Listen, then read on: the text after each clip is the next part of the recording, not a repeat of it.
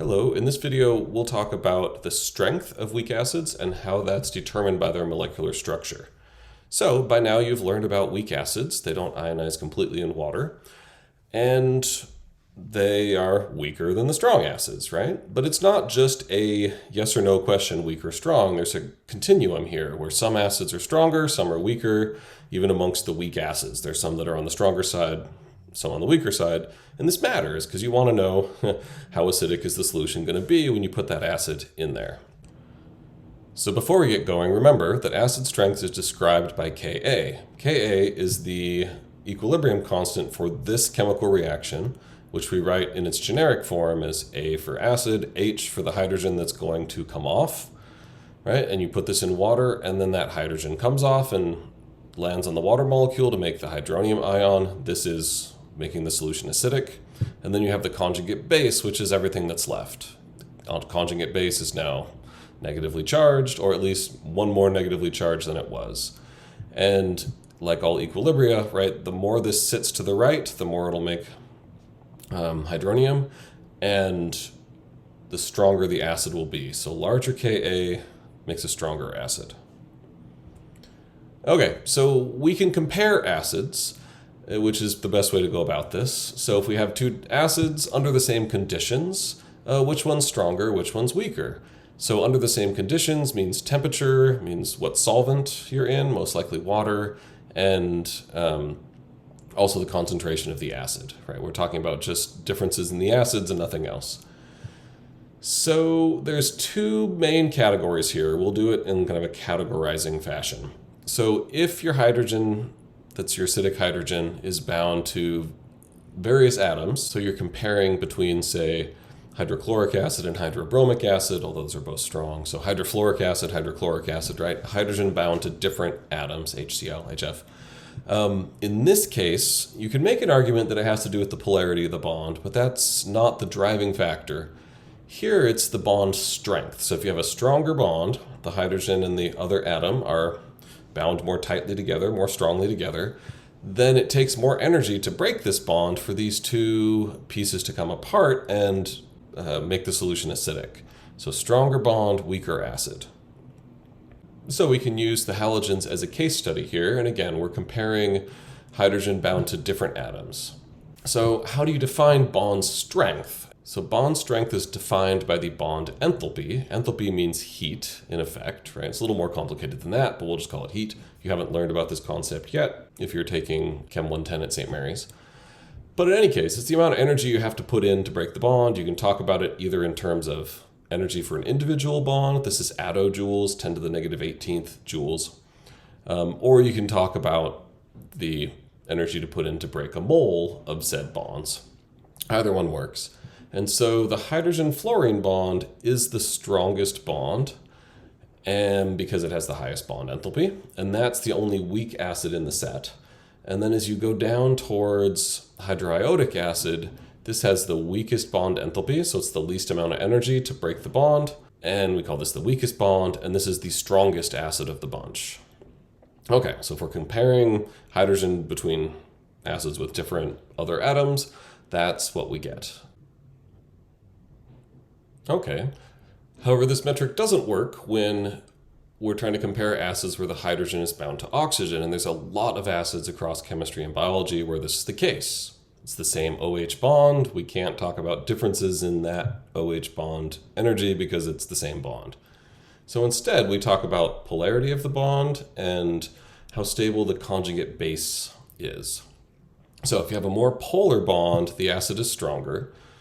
Because, so here's your OH bond, if this bond is more polar, more of the electron density is around this oxygen, and that makes it a little more negative than it would be, and less of the electron density is around the hydrogens, that makes it a little more positive, and that's closer to this scenario where they break apart completely and this oxygen's all the way negative. So a more polar bond is more likely to break apart, and if it breaks apart, then this makes the solution acidic. Then the other consideration is the conjugate base. So if your molecule looks like this with the OH on it, your conjugate base is what is left over after the hydrogen comes off. And so if this conjugate base is more stable, a lower energy state, if you will, then that makes this more favorable, and the equilibrium will shift a little farther to the right, which makes the solution more acidic. Okay, so these are the two effects we'll talk about here when we're talking about oxoacids, and we'll start with the polar bond stronger acid. So what makes the bond more polar?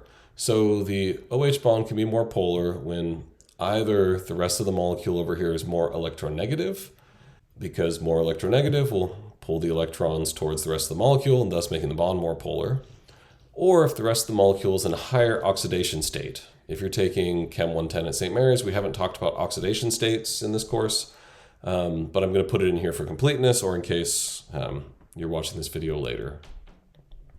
So we'll talk about this first. So if the rest of the molecule is more electronegative, that makes the acid stronger. And so here's an example. So chloric acid on the left, bromic acid on the right. Same general structure, same OH bond, but when you look at the electronegativities, the chlorine is a little more electronegative. And so that means that this bond here is a little more polar because the chlorine pulls the electrons towards it through these chemical bonds. And so that makes the bond a little more polar. And that makes chloric acid the stronger acid.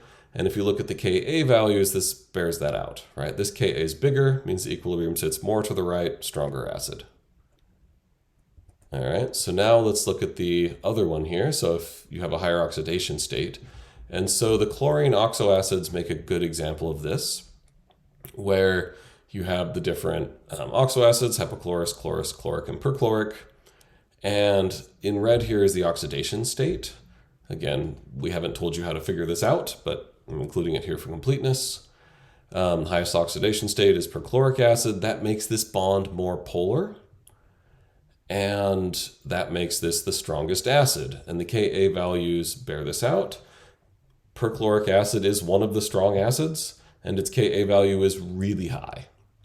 Chloric acid, still pretty strong, but its Ka value is such that we categorize it as a weak acid, and so on and so forth, right? So the highest oxidation state, strongest acid, lowest oxidation state, weakest. All right, so then going back to where we were a minute ago, we talked about polar bond stronger acid. Now let's talk about the stable conjugate base.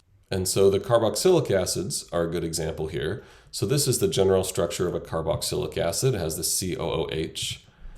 And again, the strength of the acid depends on whatever is attached to it. And we're interested in the stability of the conjugate base. So a conjugate base is more stable if there's a resonance form of the conjugate base. That makes this a stronger acid. So we can compare acetic and benzoic acids. This molecule resonates where the double bonds alternate. And in reality, all 6 of these electrons from the double bond are running around the whole molecule. So this has more resonance forms. That makes it more stable because there's a way the electrons can spread out across the molecule. And that makes this the stronger acid. So here it's not as big of an effect as other effects we looked at, but still these are the same, -5 orders of magnitude. So the bigger number is the bigger Ka. And that makes benzoic acid the stronger acid. This is on top of the fact that once this hydrogen comes off, the carboxylic acid resonates as well. So that's kind of a given between all the different carboxylic acids. So now there's extra resonance and thus more stability in this molecule here. Carboxylic acids are how biochemistry plays acid-base chemistry. They're the most common weak acids in all of biology. Okay, these ones also, we can look with the carboxylic acids at the electronegativity trend and how that affects polarity, right? So we can have acetic acid and swap a hydrogen for a chlorine, which makes this much more electronegative over here, pulls the electron density towards the chlorine, makes this bond more polar. The more polar bond makes the stronger acid, and the numbers show that. So here, 10 to the -5, 10 to the -3, this is a bigger number, thus the Ka is bigger.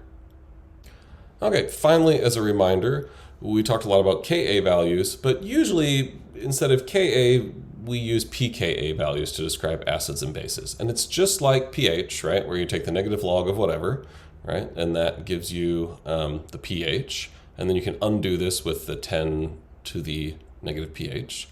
So similarly, the pKa is just negative log of the Ka, and if you need to go the other way, you can calculate Ka by taking 10 to the negative pKa. And this is useful because, say, here with the chlorine oxoacids, you're trying to compare these numbers. This is a huge range over which these numbers lie. Whereas if you put them into the pKa form, it's much tidier and much easier to talk about these numbers. And so we often use pKa values. So just remember that pKa exists and it's a thing. That's all for this video. Thanks for watching.